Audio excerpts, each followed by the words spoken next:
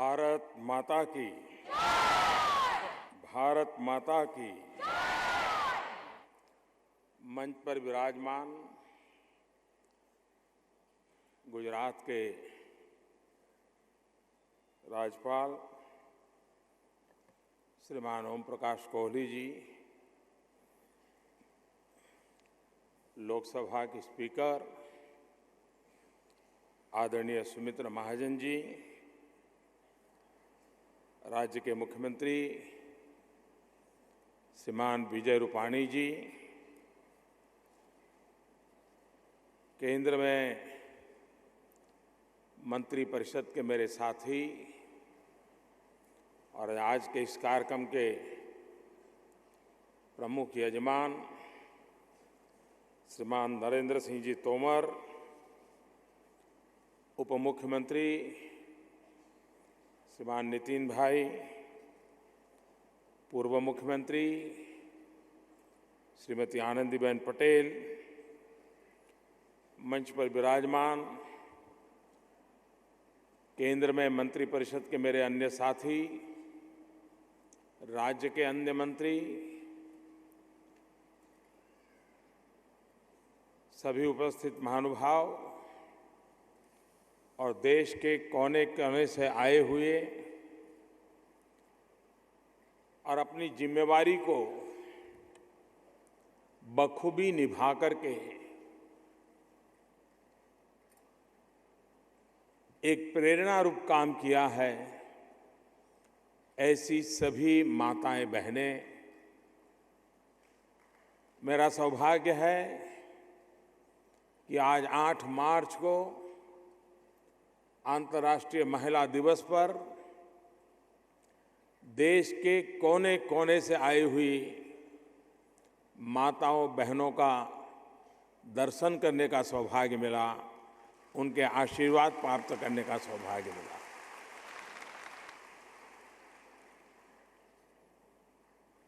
मुझे बताया गया कि आप में से कुछ लोग 3 दिन से यहाँ हैं, कोई 2 दिन से हैं, कुछ लोग 2 दिन के बाद भी रुकने वाले हैं, अलग अलग जिलों में जाके आए हैं, गांव कैसे होते हों देख करके आए हैं। यहाँ भी आप लोगों ने 2 प्रदर्शनी देखी होगी, एक गांव का विकास और उसमें स्वच्छता का महात्म्य, आधुनिक टेक्नोलॉजी से बहुत ही उत्तम प्रकार की प्रदर्शनी यहाँ लगाई हुई है। मुझे आने में कुछ जो देर हुई उसका एक कारण वो प्रदर्शनी में मेरा मन लग गया, मैं ज़रा देखता ही रह गया, तो उसके कारण यहाँ पहुँचने में देर हो गई। इतनी उत्तम प्रदर्शनी है। आपसे मेरा आग्रह है कि उसे सरसरी नज़र से न देखें, एक विद्यार्थी की तरह उस पूरी प्रदर्शनी को आप देखिए, क्योंकि सरपंच के नाते आप जो दायित्व संभाल रहे हैं उस काम को करने में आपको एक नई दिशा मिलेगी, जानकारियां मिलेगी और आपका संकल्प और दृढ़ होगा, ये मेरा विश्वास है। दूसरा, ये स्वच्छ शक्ति का समारोह है। गांधी की जन्मभूमि गुजरात में है, गांधी के नाम से बने शहर में है और गांधी जिसे हम महात्मा कहते थे उस महात्मा मंदिर में है। इससे इसका कितना महात्म्य है आप समझ सकते हैं। यहीं पर एक डिजिटल प्रदर्शनी, वर्चुअल म्यूजियम पूज्य बापू के जीवन पर है।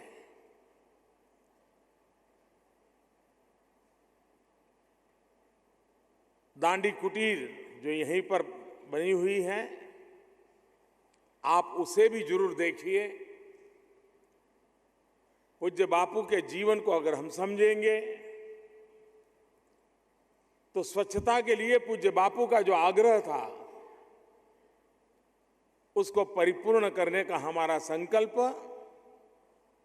और परिणाम लाने के लिए हमारे प्रयास कभी भी बेकार नहीं जाएंगे।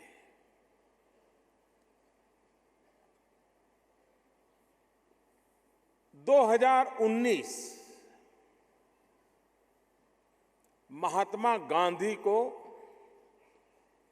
150 वर्ष हो रहे हैं। पूज्य बापू कहते थे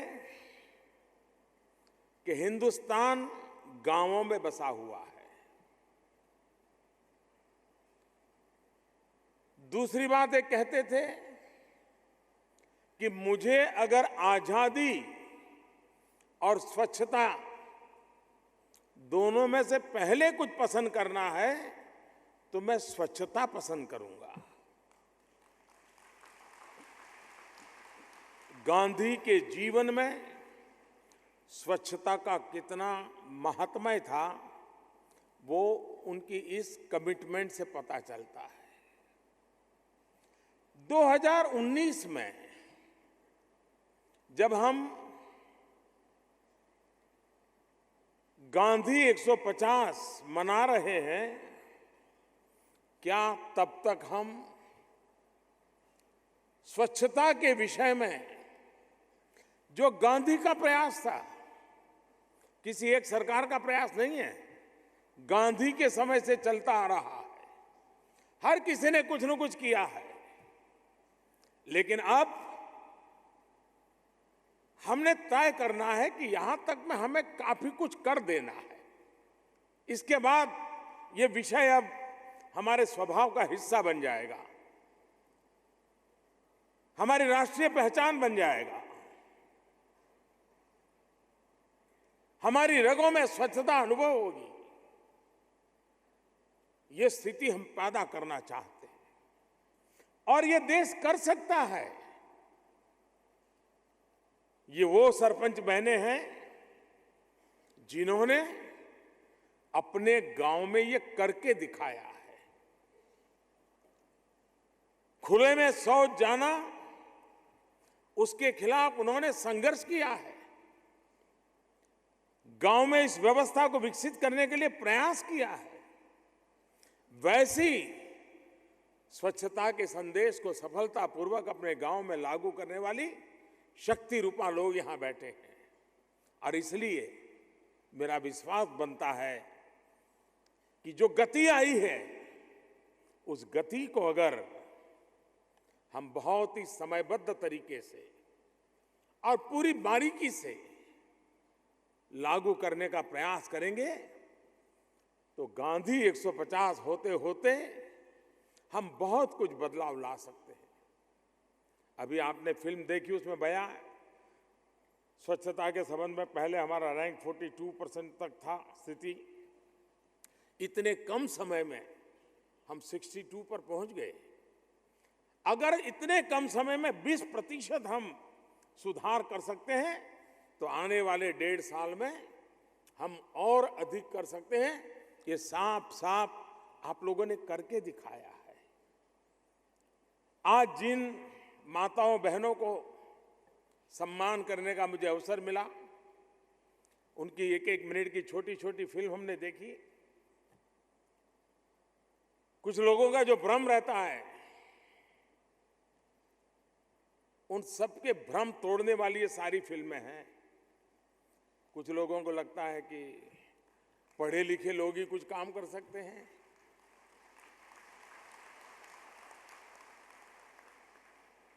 इन बहनों ने करके दिखाया। कुछ लोगों को लगता है शहर में होंगे, थोड़ी चपाचप अंग्रेजी बोल पाते होंगे, वही कर पाते हैं। ये अपनी भाषा के सिवाय कोई भाषा नहीं जानते तो भी ये कर पाते हैं।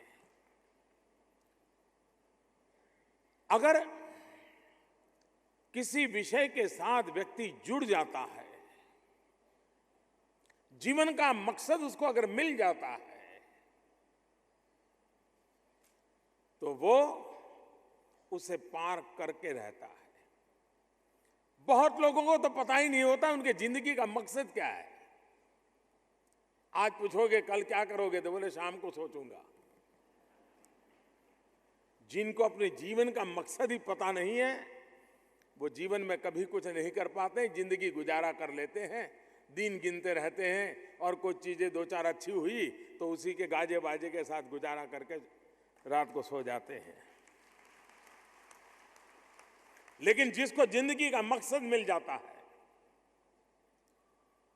पर्पज ऑफ लाइफ जिसको पता चल जाता है, वह बिना रुके, बिना थके, बिना झुके अपने लक्ष्य की पूर्ति के लिए जिसकी भी जरूरत पड़े उसको साथ लेकर के, संघर्ष करना पड़े तो संघर्ष करके, चुनौतियों से मुकाबला करना पड़े तो मुकाबला करके भी अपने मकसद को पूर्ण करने तक वो चैन से बैठते नहीं है।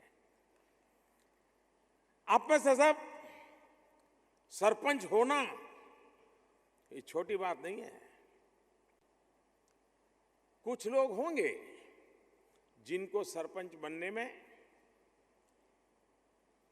शायद तकलीफ न हुई हो, लेकिन ज्यादातर ऐसे होंगे जिनको इस लोकतांत्रिक परंपरा में यहां तक पहुंचने में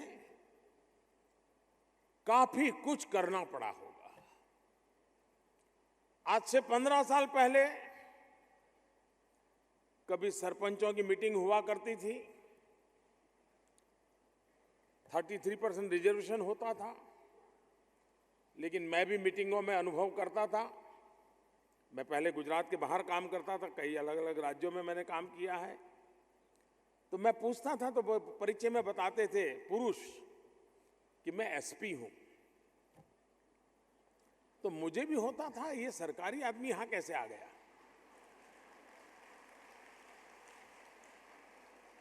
ये तो पार्टी की मीटिंग है। तो मैं पूछता था भाई आप एसपी यानी कहां नौकरी करते हैं? नहीं बोले मैं एसपी हूं। तो मैंने कहा मतलब? तो बोले मैं सरपंच पति हूं।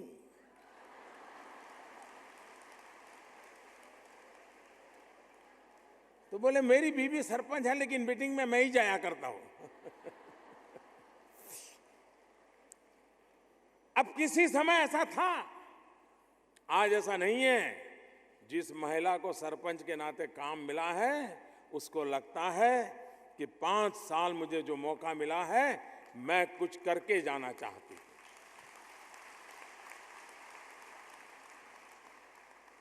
वो अपनी पारिवारिक जिम्मेवारियों में सब एडजस्ट करती है। परिवार में भी अपनी प्रायोरिटी को लोग स्वीकार करें इसका वातावरण बनाती है। और अनुभव ये कहता है कि पुरुष सरपंच से ज्यादा महिला सरपंच अपने काम के प्रति ज्यादा समर्पित होती है।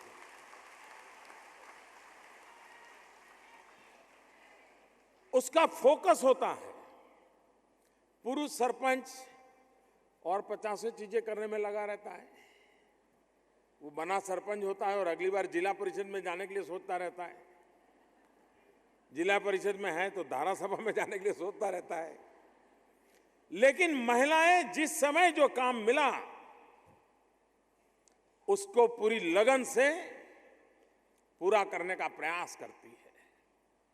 और उसका परिणाम है, एक संस्था ने बड़ा मजेदार सर्वे किया है और उस सर्वे में उसने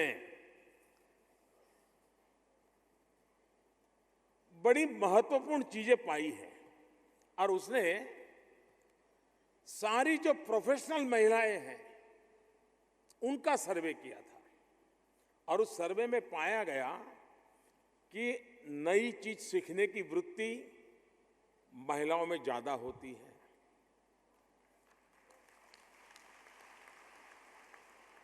जो काम उसको दिया गया उसको पूरा करने के लिए जितनी अपनी क्षमता बढ़ानी चाहिए, शक्ति लगानी चाहिए, उसमें कभी वो पीछे नहीं रहती है। जो काम उसको मिला पूरा नहीं होता है वो चैन से बैठती नहीं है, वो उसको लगातार उसके पीछे लगी रहती है। अपना काम करने के लिए जो तय किया हुआ उसका जिम्मा है उसको पूरा करने के लिए कौन कौन से रिसोर्स मोबिलाइज करने चाहिए, किस किस की शक्ति जोड़नी चाहिए, बड़ी आसानी से वो करती हैं। उसको कोई ईगो नहीं होता है। किसी को नमस्ते करके काम करवाना है तो नमस्ते करके करवा लेगी, किसी से गुस्सा करके करवाना है तो गुस्सा करके करवा लेगी। बड़ा इंटरेस्टिंग सर्वे है ये। हमारे देश की 50% मातृशक्ति भारत की विकास यात्रा की सक्रिय भागीदारी करें, हम देश को कहां से कहां पहुंचा सकते हैं। और इसलिए बेटी बचाओ बेटी पढ़ाओ इस मंत्र को लेकर के भी देश में काम करने की बहुत आवश्यकता है।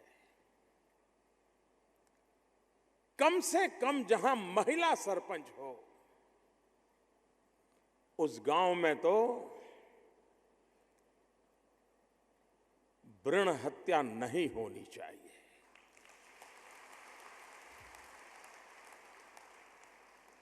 मां के गर्भ में बच्ची को मार देने का पाप उस गांव में कतई नहीं होना चाहिए। और वो जागरूकता का काम एक सरपंच बहन अगर तय करे तो कर सकती है। पारिवारिक दबाव में किसी अगर बहू के ऊपर जुल्म हो रहा है तो सरपंच उसकी रक्षक बनकर खड़ी हो सकती है, और एक बार वो कहने लगेगी तो कोई कुछ नहीं कर सकता।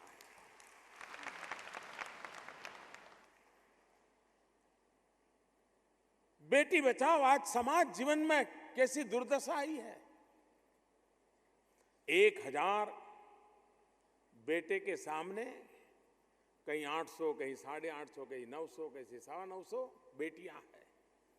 अगर समाज में इतना बड़ा असंतुलन पैदा होगा तो ये समाज चक्र चलेगा कैसे। और ये पाप है। इसके खिलाफ समाज का दायित्व है। सरपंच महिलाएं शायद उसमें ज्यादा सफलता पा सकती हैं। समाज में जो एक मानसिकता है,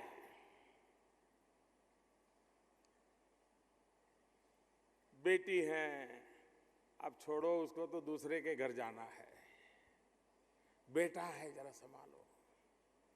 आप भी जब छोटे होंगे, माँ भी तो एक नारी है, लेकिन जब खाना परोसती और घी परोसती है तो बेटे को 2 चम्मच घी डालती है, बेटी को 1 चम्मच डालती है। क्यों? उसको तो दूसरे के घर जाना है। बेटा है तो बहुत कुछ है। ये बिल्कुल सत्य नहीं है। मैंने ऐसी बेटियां देखी हैं, मां बाप की इकलौती बेटी, बूढ़े मां बाप को जीवन में कष्ट न हो इसलिए उस बेटी ने शादी न की हो, मेहनत करती हो और मां बाप का कल्याण करती हो।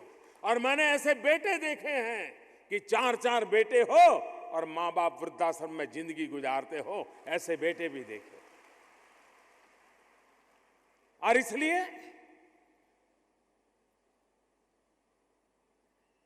ये जो भेदभाव की मानसिकता है, उस मानसिकता के खिलाफ हमें दृढ़ संकल्प होकर के बदलाव लाना। बदलाव आ रहा है, ऐसा नहीं कि नहीं आ रहा है। आप देखिए इस बार हिंदुस्तान का नाम ओलंपिक में किसने रोशन किया? सभी मेरे देश की बेटियां।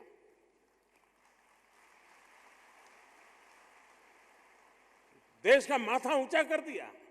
आज 10वीं 12वीं परीक्षा के रिजल्ट देख लीजिए। पहले 10 में बेटियां ही बेटियां होती हैं, बेटे को ढूंढना पड़ता है कहीं नंबर लगाया गया।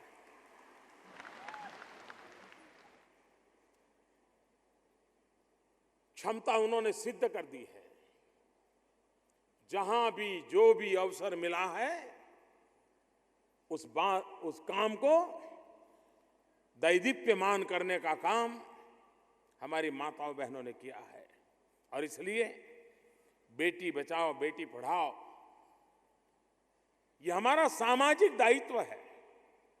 राष्ट्रीय दायित्व है, मानवीय दायित्व है। अमानवीय बात समाज में स्वीकृत नहीं हो सकती है।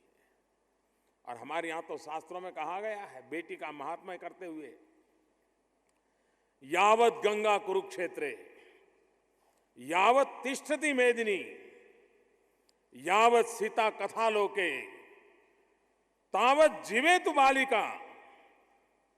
जब तक गंगा, कुरुक्षेत्र और हिमालय हैं, जब तक सीता की गाथा इस लोक में है, बालिका तुम तब तक जीवित रहो, तुम्हारा नाम तब तक दुनिया याद रखे। ये हमारे शास्त्रों में बेटी के लिए कहा गया है। और इसलिए बेटी बचाओ, बेटी पढ़ाओ, कोई भेदभाव नहीं। हमारे सरपंच महिलाओं से मेरा आग्रह है कि इस बात को आप अपने गांव में डंके की चोट पर देखो। अगर बेटा पढ़ता है तो गांव की बेटी भी पढ़नी चाहिए, गरीब से गरीब हो।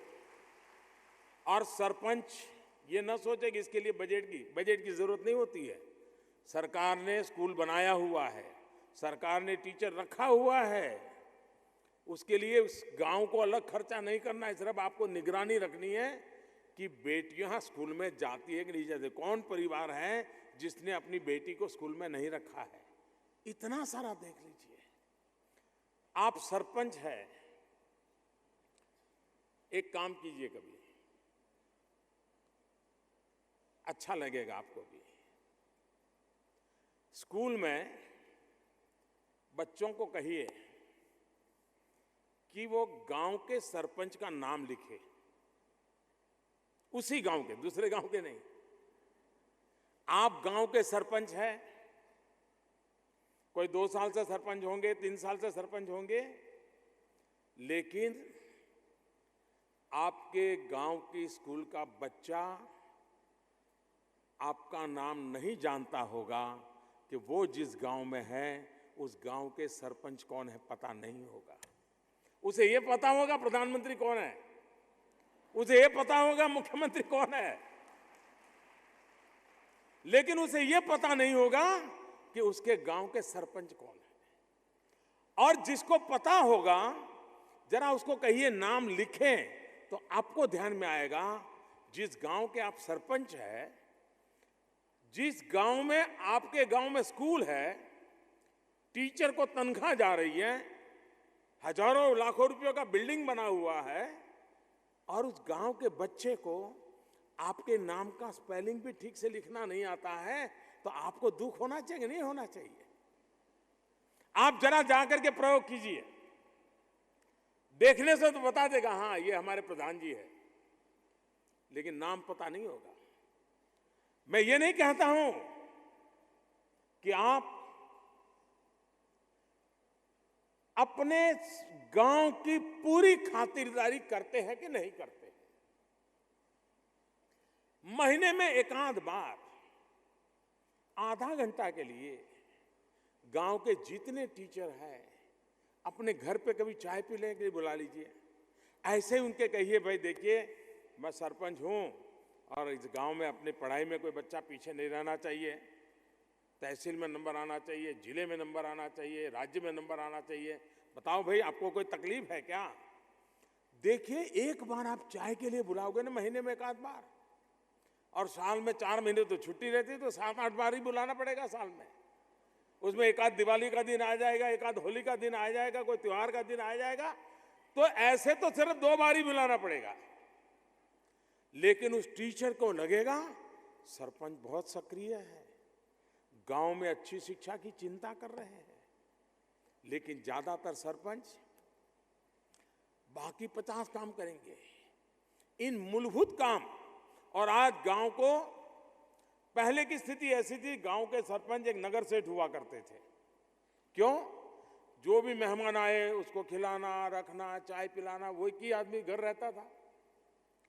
आज तो 14th फाइनेंस कमीशन के बाद 2 लाख करोड़ रुपया सीधा सीधा गांव में जाता है। 2 लाख करोड़ रुपया छोटी रकम नहीं है। आप गांव के अंदर अगर निर्धारित करें कि 5 साल में ये 25 काम मुझे पूरे करने हैं, आप आराम से कर सकते हैं और आप सफलतापूर्वक कर सकते हैं। गांव के कभी आंगनवाड़ी में काम करने वाली बहनों को बुलाइए, कभी आप आंगनवाड़ी में चले जाइए, स्वच्छता है कि नहीं, किचन ठीक है कि नहीं, खाना ठीक खिला रहे हैं कि नहीं खिला रहे हैं, बच्चों को जो खेलना चाहिए खिलाते हैं कि नहीं खिलाते हैं। अगर आपको थोड़ा सा ध्यान देंगे, आपको लीडरशिप देनी चाहिए। हमने देखा है कि सरकार खर्च करती है टीकाकरण के लिए,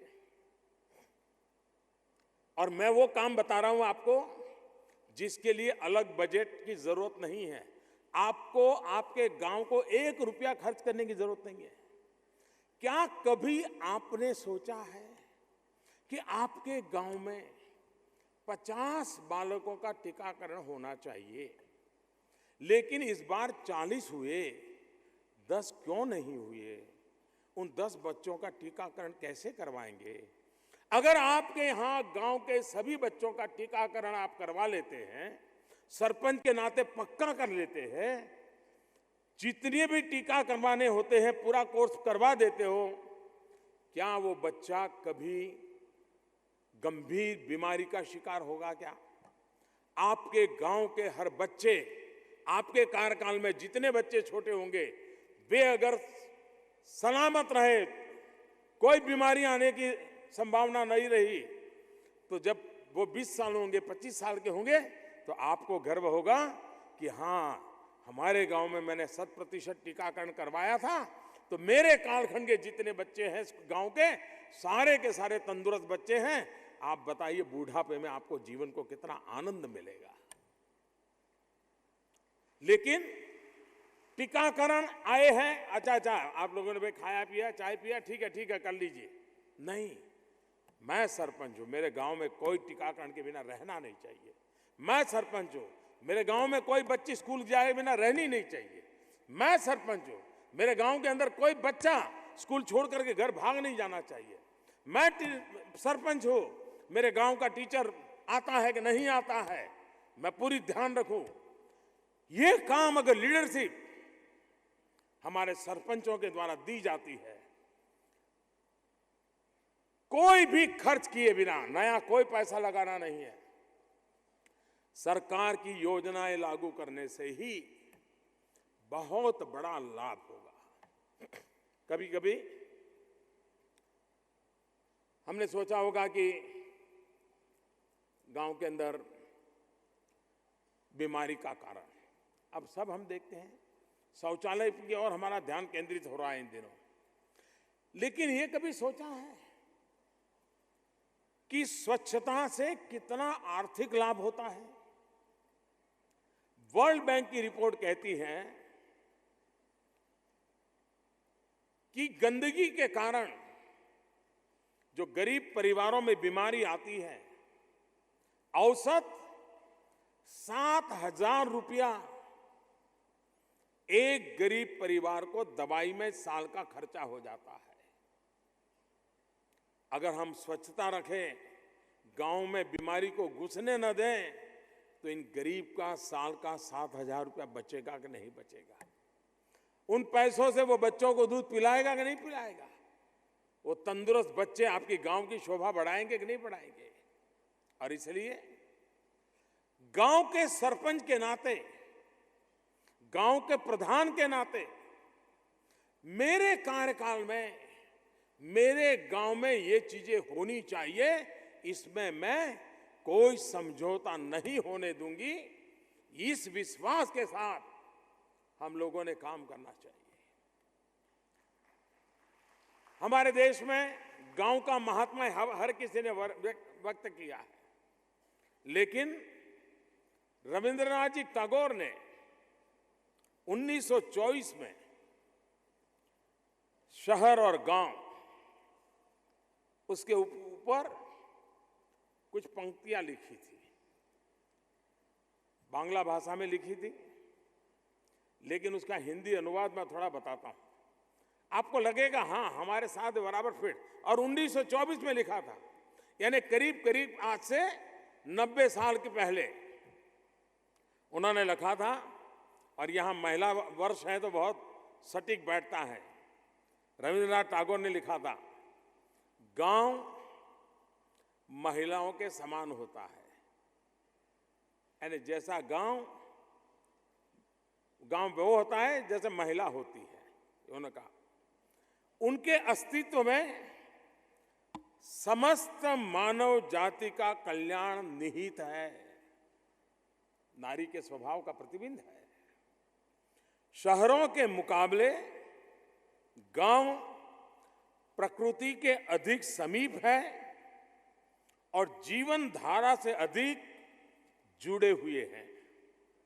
उनमें प्राकृतिक रूप से हीलिंग पावर यानी समस्त गांवों को भरने की शक्ति है। महिलाओं की तरह ग्राम भी मनुष्यों को भोजन, खुशी जैसी बुनियादी आवश्यकताओं की पूर्ति करते हैं। जीवन की एक सरल कविता के समान। साथ ही महिलाएं गांवों में स्वतः जन्म लेने वाली सुंदर परंपराओं की तरह उल्लास से भर देती हैं। लेकिन यदि ग्राम या महिलाओं पर अनवरत भार डाला जाए, गांवों के संसाधनों को शोषण किया जाए, तो उनकी आभा चली जाती है।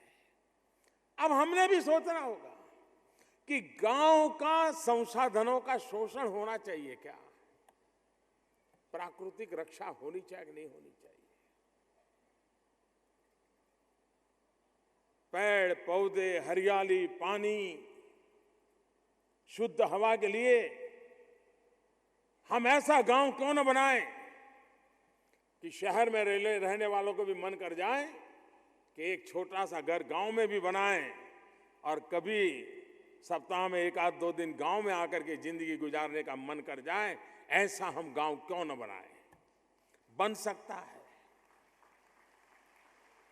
आज जो ट्रेन चला है ना, रहते गांव में लेकिन 1-आध घर शहर में हो, छुट्टी के दिन चले जाना, बच्चों को लेके जाना, वो भी ट्रेंड शुरू हो सकता है कि गांव ऐसा हो कि छुट्टी के दिन दोस्तों को लेकर के गांव चले जाएंगे, कुछ पल गांव में बिता के आ जाएंगे।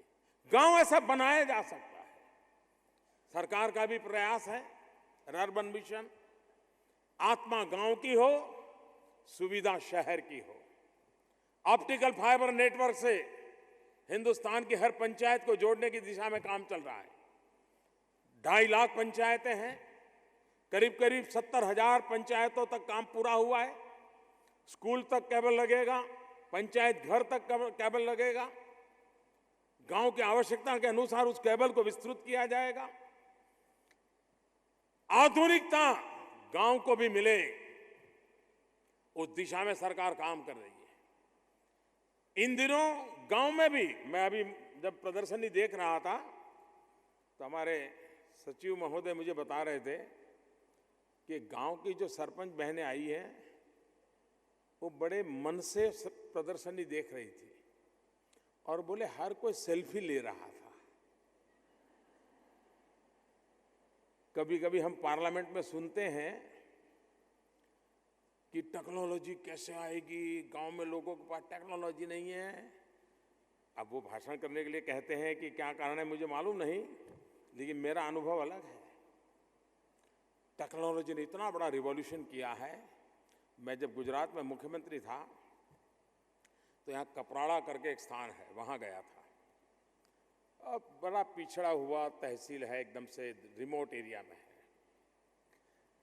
और एक छोटा सा कार्यक्रम था, मिल्क का चिलिंग सेंटर का उद्घाटन था। आदिवासी गांव था और उन्होंने, अब मैदान भी नहीं था क्योंकि जंगल है, तो सभा करने के लिए वहां से 3 किलोमीटर दूर स्कूल के मैदान में सभा रखी थी और चिलिंग सेंटर एक जगह पे था। तो मैं चिलिंग सेंटर के उद्घाटन लिए गया तो दूध भरने वाली 25-30 महिलाएं भी वहां थी। वो बहनें वहां खड़ी थी हम लोग उसकी रिबन काटना, दिया जलाना सब कर रहे थे और मैं देख रहा था ये सारी महिलाएं, और ये बात मैं करीब 10 साल पहले की कर रहा हूं, सारी महिलाएं, आदिवासी महिलाएं अपने मोबाइल फोन से फोटो निकाल रही थी। मैं हैरान था। मैं उनके पास गया, मैंने कहा कि आपकी फोटो तो आ नहीं रही, मेरी फोटो निकाल के क्या करोगे, और आपको फोटो निकालने आती है? आदिवासी बहनें थी, अनपढ़ थी। उन्होंने मुझे क्या जवाब दिया, वो जवाब मेरे लिए और प्रभावी था मेरे मन पर। उन्होंने कहा ये तो हम जाकर के डाउनलोड करवा देंगे।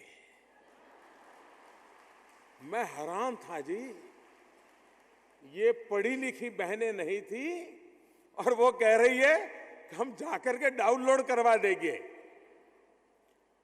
किस प्रकार से टेक्नोलॉजी ने जन सामान्य के जीवन में प्रवेश कर दिया है। हमने अपने व्यवस्था में, अब आप यहां गांवों में कॉमन सर्विस सेंटर भारत सरकार ने खोले हैं। आपने कभी देखा है क्या कि कॉमन सर्विस सेंटर से टेक्नोलॉजी के माध्यम से एक जो नौजवान को वहां रोजगार मिला है, उसके पास कंप्यूटर है, क्या क्या सेवाएं दे रहा है, उन सेवाएं आपके गांव के लिए कैसे उपलब्ध हो सकती हैं, आप इस व्यवस्था का लाभ ले सकते हैं क्या?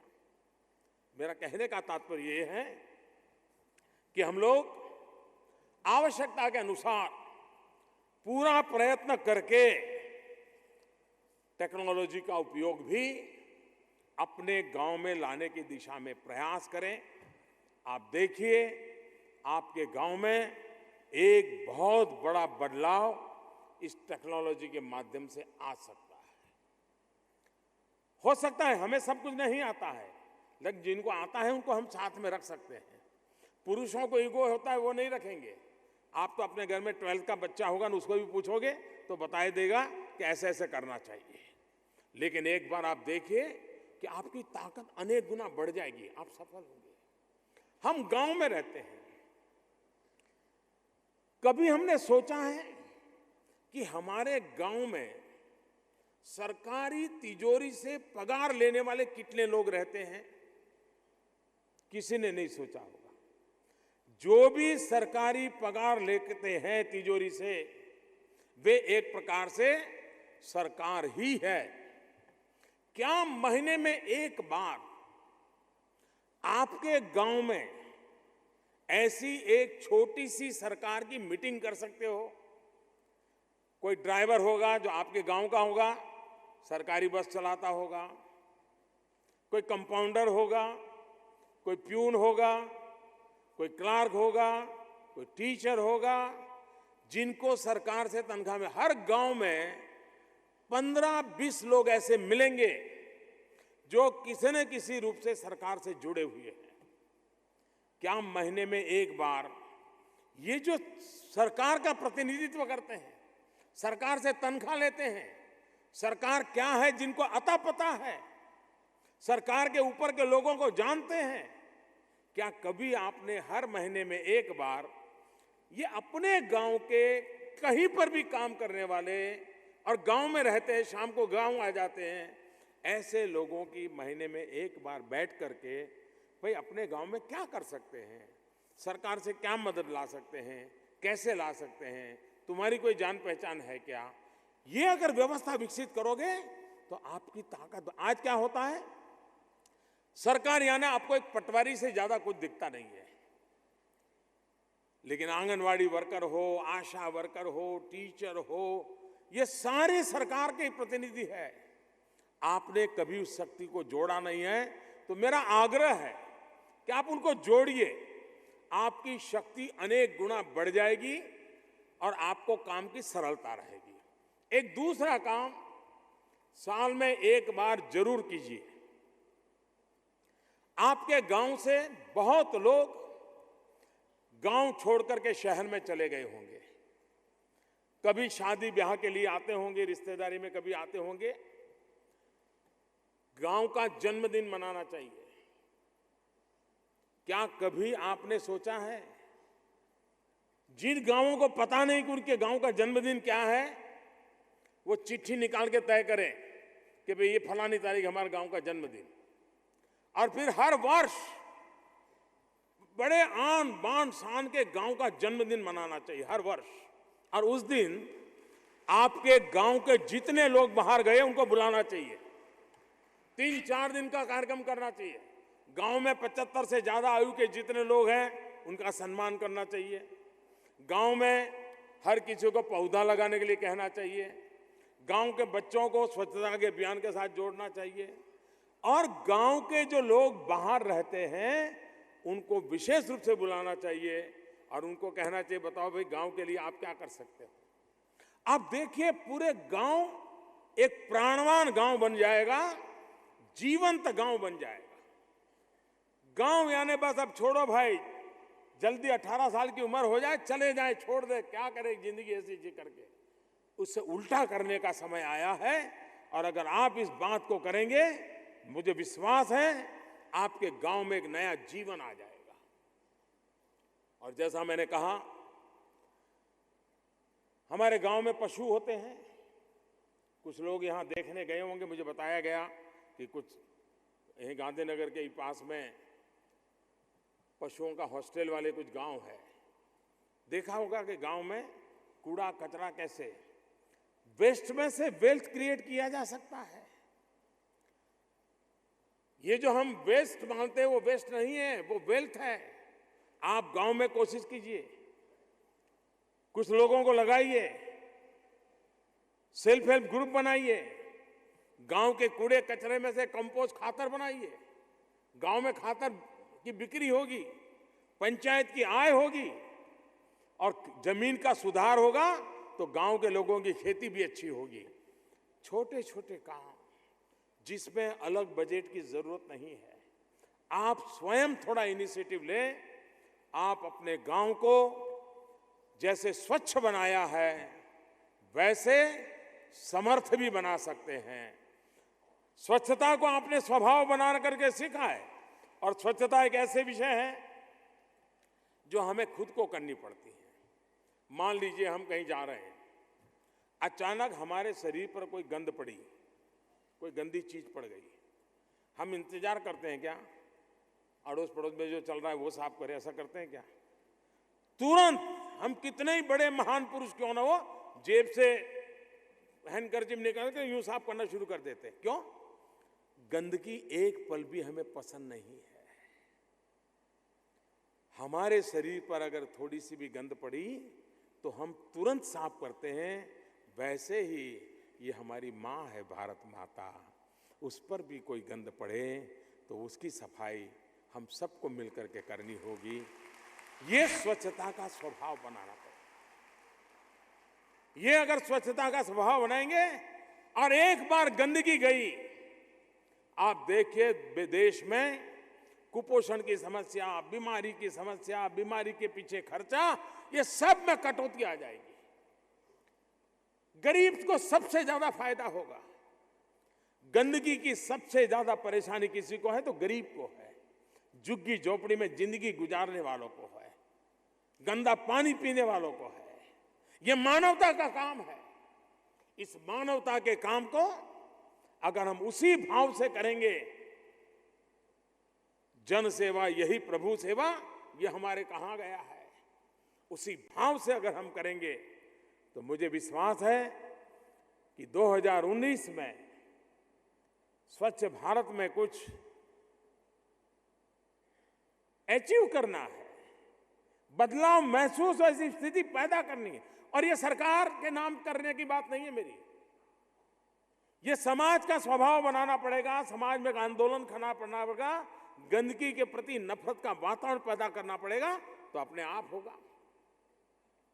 शौचालय उसमें एक हिस्सा है। शौचालय हो गया मतलब स्वच्छता हो गई, ये हमारी कल्पना नहीं है। और मेरे देश में पहले कभी स्वच्छता पे चर्चा ही नहीं होती थी। अच्छा हुआ है पिछले 2 साल से लगातार स्वच्छता पर चर्चा हो रही है। और मैं ये भी बात पब्लिकली स्वीकार करता हूं कि आमतौर पर सरकार की तरफ से कोई बात कही जाए उसी दिन मीडिया उसमें नुक्स निकालने में लग रहता है। क्या कमी है, क्या गलत है, क्या झूठ बोलते हैं, उसे वो पकड़ता है। स्वच्छता एक ऐसा विषय मैंने देखा, मीडिया ने भी उसे गले लगाया है और सरकार जितना काम करती है उससे 2 कदम ज्यादा मीडिया के लोग भी कर रहे हैं। ये एक ऐसा है जिसको देश के हर किसी ने स्वीकार किया है, हर किसी ने स्वीकार किया है। जिस काम को हर किसी ने स्वीकार किया हो उसमें सफलता मिलना स्वाभाविक है। उसका सिस्टमैटिक ढंग से करना पड़ेगा। सिर्फ स्वच्छता के मंत्र बोलने से नहीं होगा, ये हमें एक्चुअली फिजिकली करना पड़ेगा। और गांव में सफाई हुई, हिंदुस्तान बदला हुआ नजर आएगा, हमारा जीवन बदला हुआ नजर आएगा। मेरा आप सबसे जिन जिन लोगों का सम्मान हुआ है उनको मैं बहुत बधाई देता हूं और उनका कार्य, उनका जीवन, उनका पुरुषार्थ, उनका संकल्प हम सब के लिए प्रेरणा बनेगा।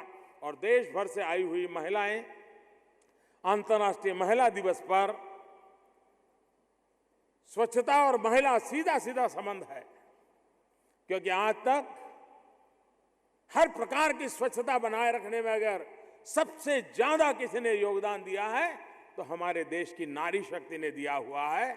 हर प्रकार की स्वच्छता, सामाजिक जीवन के हर पहलू की स्वच्छता अगर आज भी बची है, संस्कार बचे हैं, सद्गुण बचे हैं, सत्कार्य बचे हैं, तो उसमें सबसे ज्यादा योगदान मातृशक्ति का है। स्वच्छता के इस अभियान को भी मातृशक्ति के आशीर्वाद मिलेंगे, अभूतपूर्व सफलता मिलेगी।